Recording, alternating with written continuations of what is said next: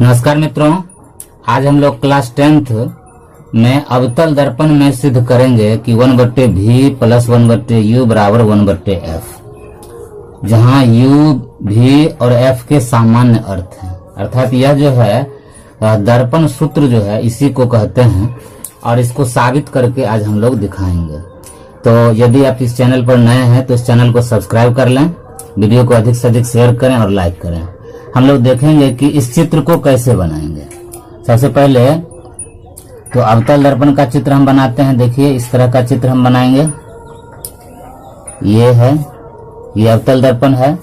ये बाहर से कलई की हुई है, बाहर से है और इसका कोई नाम हम लोग रख देंगे। मान लीजिए इसका नाम हमने M और N रख दिया। Mn अवतल दर्पण है। इसका बीच का जो भाग है, बिंदु है, इसका हम नाम ध्रुव P रख देते हैं। अब P से एक जो है सीधी रेखा खींचते हैं, जिस रेखा को हम लोग प्रधान अक्ष कहेंगे। ये जो है प्रधान अक्ष है, इसको मिला देते हैं इस बिंदु को। और फिर जो है यहाँ हम वक्रता केंद्र C रख लेते। इसका केंद्र C है और P और C के बीच की दूरी, यानी इसका जो मध्य बिंदु है, इस मध्य बिंदु को हम लोग F रख देते हैं नाम। ये F है। अब यहाँ से दर्पण के सामने किसी बिंदु से प्रकाश की कोई किरण जा रही है। मान लीजिए कि यहाँ से कोई प्रकाश की किरण है और इसका नाम हमने A रख दिया। यहाँ से इसके समानांतर यानी प्रधान अक्ष के समानांतर इस तरह से किरण जा रही है, जो दर्पण के मान लीजिए कि इस बिंदु पर B बिंदु या किसी बिंदु पर, मान लीजिए इसका नाम हमने A रखा तो इसको हम मिलाएंगे तो इसका नाम हम लोग B रख देंगे। अब इसको हम मिलाएंगे। अब यहाँ से यहाँ तक मिला दिए। अब जो है मान लीजिए कि ये जो है यहाँ से प्रकाश की किरण जा रही है और दर्पण के ये जो है फोकस से होकर के गुजर रही है। इसको इस तरह से हम लोग मिलाएंगे बिंदु से और फिर इसको सीधी रेखा में इस तरह से मिला देते हैं, इस तरह से। ये सीधी रेखा मिल गई। अब यहां से यहां तक इसका नाम हमने रख दिया, A है ये, और यहाँ नाम हमने B रख दिया। अब इस बिंदु का नाम हम कुछ दूसरा नाम रख देते हैं। मान लीजिए कि हमने इसका नाम रख दिया, ये है M है, तो इसी बिंदु को हम यहाँ पर M मान लेते हैं। यहाँ N है। अब M बिंदु पर आपतित हुई और यह F से होकर गुजर गई। एक दूसरी किरण लेते हैं जो यानी इसके वक्रता केंद्र से होकर गुजरती है।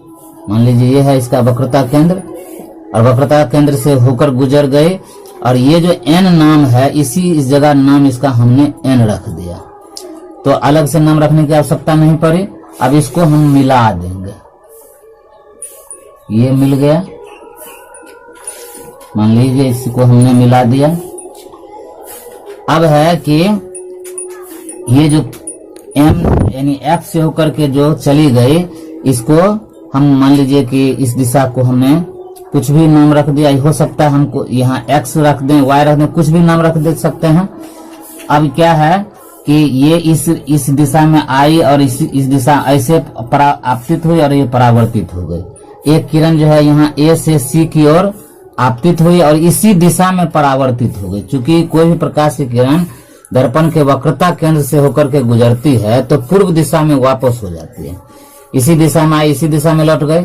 अब ये कटान बिंदु है, इस कटान बिंदु को हमने नाम रख दिया A', इसको मिला दिया और जहां पर ये मिला इसको हम B' रख दिया। तो A' B' हो गया इसका प्रतिबिंब, AB का प्रतिबिंब हो गया A' B'। अब हम क्या करते हैं, चूंकि छोटे द्वारक वाले दर्पण पर विचार करते हैं तो यहाँ पर इसको लंब डाल देते हैं। लंब डाल दिए।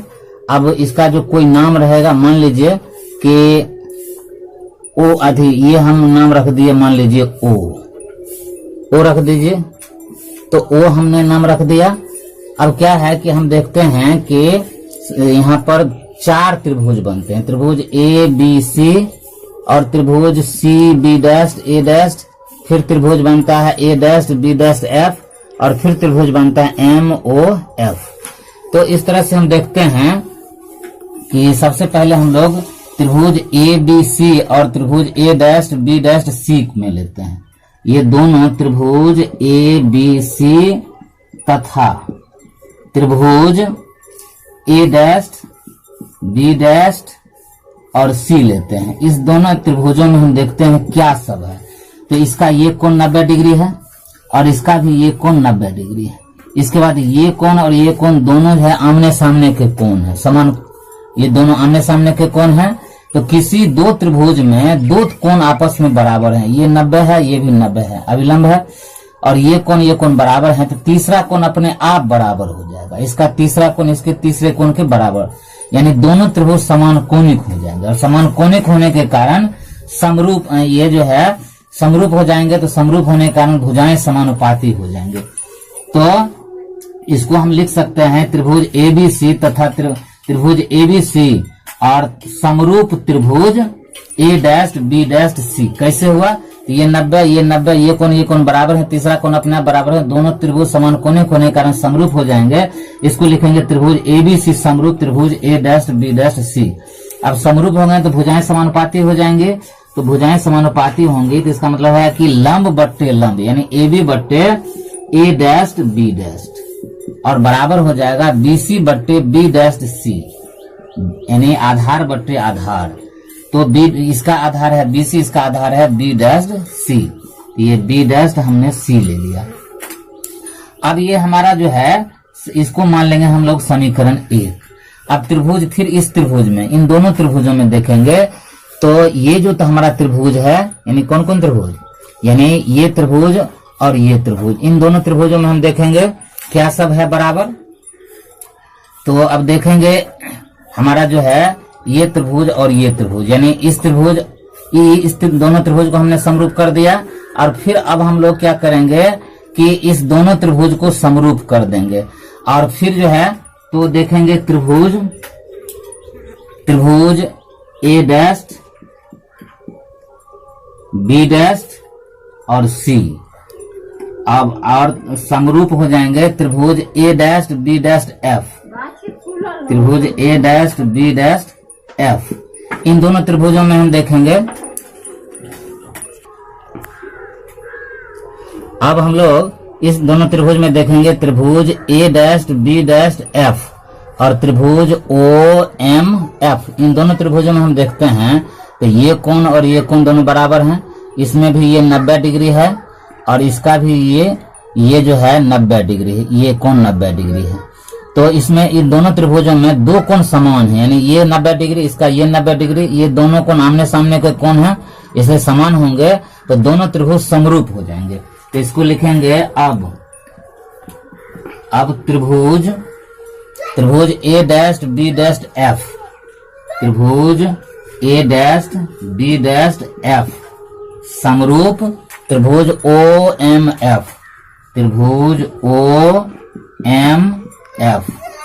अब दोनों त्रिभुज समरूप हैं तो भुजाएं समानुपाती हो जाएंगे। तो भुजाएं समानुपाती हो जाएंगे तो इसका लंब इसके लंब के समानुपाती हो जाएगा। अर्थात इसको हम लिख सकते हैं ए डैश, या सबसे पहले तो हम बड़ा त्रिभुज में लेंगे तो पहले हम त्रिभुज ओ एम एफ लिख लेते हैं, ओ एम एफ, और इधर लिख लेते हैं छोटा त्रिभुज ए डैश बी डैश एफ लिख लेते हैं।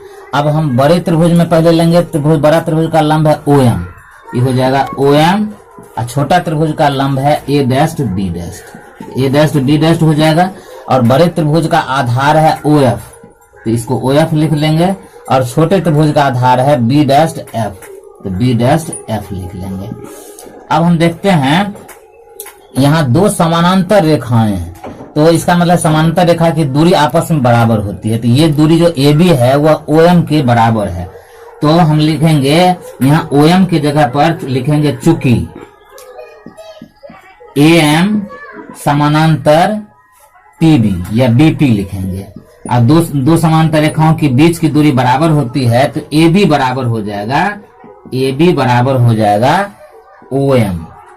ए बी बराबर ओ एम हो जाएगा, तो ओ एम के जगह पर, यहाँ ओ एम है, ओ एम के जगह पर हम ए बी लिख देते हैं।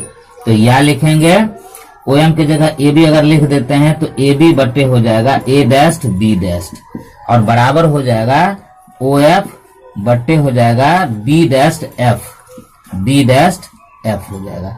इसको हम मान लेंगे समीकरण 2। अब समीकरण 1 और 2 में हम देखते हैं दोनों का LHS बराबर है। यहाँ भी ए बी बटे ए डैश बी डैश, यहाँ भी ए बी बटे ए डैश बी डैश। तो लिखेंगे समीकरण 1 और 2 की तुलना करने पर, 1 और 2 से, यानी 1 और 2 की तुलना करेंगे। अब दोनों समीकरण की हम तुलना करेंगे तो क्या होगा, इसको हम देख लेंगे। अब देखते हैं दोनों का बायां पक्ष, इसका भी और इसका भी बायां पक्ष बराबर है, तो दाहिना पक्ष अपने आप बराबर होगा। इसको हम लिख सकते हैं 1 और 2 से। क्या लिखेंगे, तो बी सी बट्टे बी डैश सी बराबर हो जाएगा ओ एफ, अब बट्टे हो जाएगा बी डैश एफ। अब देखिए BC जो है यहां से यहां तक BC लिख सकते हैं। ये जो BC है इसको हम यहां से अगर दूरी लिखेंगे तो यह हो जाएगा PB माइनस PC, यानी PB यहां से यहां तक की रेखा में, अगर यहां से यहां तक की रेखा को घटा दिए तो BC निकल जाएगा। तो BC बराबर हम लिख सकते हैं PB अब माइनस हो जाएगा PC। फिर देखिए B डैश C है, यानी यहां से यहां तक है, इसको लिख सकते हैं PC में से अगर PB डैश घटा दिए तो B डैश C डैश हमारा आ जाएगा, B डैश C आ जाएगा। इसको लिख सकते हैं PC अब माइनस हो जाएगा PB डैश, और बराबर OF को देखिए OF कहाँ है, तो OF हमारा यहाँ है, OF है यहाँ पर। तो हम चूंकि ये छोटे द्वारक वाले दर्पण पर विचार करते हैं, तो जहां O और P जो बिंदु है लगभग निकट ही है, तो निकट ही है, तो हम लिख सकते हैं OF को PF भी लिख सकते हैं। तो OF के जगह पर हमने लिख दिया PF। और फिर है B डैश F है, B डैश F को हम लिख सकते हैं PB डैश अब माइनस PF। इसको PB डैश में से अगर PF घटा दिए तो हमारा निकल जाएगा B डैश F, ये निकल जाएगा। तो यहां जो है हमने OF, तो यहां ब्रैकेट में हम लिख देंगे OF बराबर PF, चूंकि छोटे द्वारक वाले दर्पण पर विचार करते हैं, तो ये जो हमारा P बिंदु O के करीब आ जाएगा, दर्पण पर विचार करते हैं, यानी इसको हम छोटे द्वारक वाले दर्पण पर ही विचार करते हैं, इसलिए जो है वो दोनों बिंदु सेम हो जाता है। तो अब इसको हम लिखेंगे या यहाँ पर PB माइनस PC, तो PB को हम जब PB को क्या लिखते हैं, यहाँ पर नई चिन्ह परिपाटी लिख देंगे, नई चिन्ह परिपाटी से, नई चिन्ह परिपाटी। अब नई चिन्ह परिपाटी क्या है, तो नई चिन्ह परिपाटी है, परिपाटी से इसको हम देखेंगे क्या है। नई चिन्ह परिपाटी कहता है कि प्रकाश की किरण जिधर से जिधर की ओर जा रही है उस दिशा से विपरीत दिशा में अगर दूरी को मापते हैं तो ये दूरी माइनस में होती है, और उसी दिशा में दूरी को मापते हैं, यानी इधर से इधर की ओर दूरी मापेंगे तो ये प्लस हो जाएगा। तो अवतल दर्पण में उसके सामने जितने भी प्रतिबिंब बनते हैं या वस्तु रखी जाती है तो उसकी जो दूरी होती है वो सब माइनस में होती है, और इसके पीछे यहां से अगर इधर दूरी मापेंगे तो ये प्लस में होगा। तो इधर से इधर की जितनी दूरी मापते हैं ये सब माइनस में होगा, इसी को कहते हैं नई चिन्ह परिपाटी से। अब देखिए PB जो है, PB यानी वस्तु के ध्रुव और जहां पर वस्तु रखी हुई है, तो इस दोनों के बीच की दूरी को वस्तु दूरी कहते हैं, जिसको U के द्वारा सूचित करते हैं। तो PB को हम लोग U के द्वारा सूचित करते हैं और इसको माइनस में लिखेंगे, तो PB हो जाएगा माइनस में, तो ये हो जाएगा माइनस U और माइनस PC। तो PC यानी दर्पण के ध्रुव और वक्रता केंद्र के बीच की दूरी को वक्रता त्रिज्या कहते हैं, यानी ये जो दूरी है इसको वक्रता त्रिज्या कहेंगे। इसको कैपिटल R के द्वारा सूचित करते हैं, और कैपिटल R जो होता है वो 2F के बराबर होता है, तो इसको हम लिखेंगे माइनस कैपिटल R या माइनस 2F लिखेंगे। तो PC को लिखेंगे माइनस 2F, ठीक है। अब PC, फिर PC आ गया तो PC यहां से यहां तक फिर इसको लिखेंगे माइनस 2F। अब फिर माइनस है तो PB डैश है, तो PB डैश यहां से ध्रुव से और जहां पर वस्तु का प्रतिबिंब बना है, तो बी डैश पर प्रतिबिंब बना है तो इसको प्रतिबिंब दूरी कहते हैं, जिसको हम लोग भी से सूचित करते हैं। ये हमारा भी हो जाएगा, माइनस में होगा, यहां से इधर की दूरी मापेंगे तो माइनस हो जाएगा। इसको पीवी डैश को लिखेंगे माइनस भी। अब फिर देखिए, दर्पण के ध्रुव और फोकस के बीच की दूरी को फोकस दूरी कहते हैं, इसको एफ से सूचित करते हैं, लेकिन अवतल दर्पण में फोकस जो होती है माइनस में होती है, तो इसको लिखेंगे माइनस एफ। ठीक है। फिर पीवी डैश है, पीवी डैश यहां से यहां तक है, इसको प्रतिबिंब दूरी कहेंगे, ये हो जाएगा माइनस भी। फिर है माइनस पीएफ, और पीएफ यानी यहां से यहां तक की दूरी को हम लोग एफ कहेंगे, स्मॉल एफ, तो ये हो जाएगा माइनस स्मॉल एफ। अब देखिए, अब इसको हम इधर देख लेते हैं कि इसको हम आगे किस तरह से बढ़ाएंगे, आगे मतलब जो है इसका किस तरह से इसको सरल करेंगे और आगे ये किस तरह से जाएगा। अब देखिए, माइनस यू है, यहां लिखेंगे माइनस यू, माइनस यू हो गया। अब देखिए, माइनस यू के बाद क्या है, माइनस माइनस प्लस है, माइनस माइनस हो जाएगा प्लस, और फिर ये 2f हो जाएगा, 2f है, फिर बट्टा है, माइनस 2f है, और माइनस माइनस प्लस हो जाएगा भी, बराबर हो जाएगा, ये माइनस है, इसको माइनस लिखेंगे, और फिर हो जाएगा ये माइनस भी, और माइनस माइनस फिर प्लस हो जाएगा, ये एफ हो जाएगा। अब देखिए, अब इसको क्रॉस मल्टीप्लिकेशन कर लेंगे, यानी इसका गुना इसके साथ, इसका गुना इसके साथ। अब क्रॉस मल्टीप्लिकेशन कर लेंगे तो माइनस यू प्लस 2f ये हो जाएगा, अब गुना हो जाएगा माइनस भी प्लस एफ। ठीक है। अब इसका गुना इसके साथ करेंगे, माइनस एफ को माइनस 2f, अब प्लस हो जाएगा भी। ठीक है। अब देखिए, माइनस यू को माइनस भी से गुना करें तो माइनस माइनस हो जाएगा प्लस, तो यू भी हो जाएगा। माइनस यू को प्लस एफ से गुना करें तो माइनस प्लस माइनस हो जाएगा, तो माइनस यू एफ हो जाएगा। फिर है 2f को माइनस भी से गुना करेंगे तो माइनस हो जाएगा 2vf, और 2f को प्लस f से गुना करेंगे तो 2f स्क्वायर हो जाएगा। अब माइनस f को 2f से गुना करते माइनस माइनस प्लस हो जाएगा तो 2f स्क्वायर हो जाएगा। अब माइनस को प्लस से गुना करेंगे तो प्लस माइनस माइनस हो जाएगा, अब f को भी से गुना करेंगे तो vf हो जाएगा। ठीक है। अब देखिए, इधर 2f स्क्वायर, इधर 2f स्क्वायर कट गया, अब बच क्या गया, ये हो गया u भी। अब इधर है vf, तो vf है तो इधर इसको 2vf इधर इसको इधर कर लेंगे, ये हो जाएगा माइनस uf।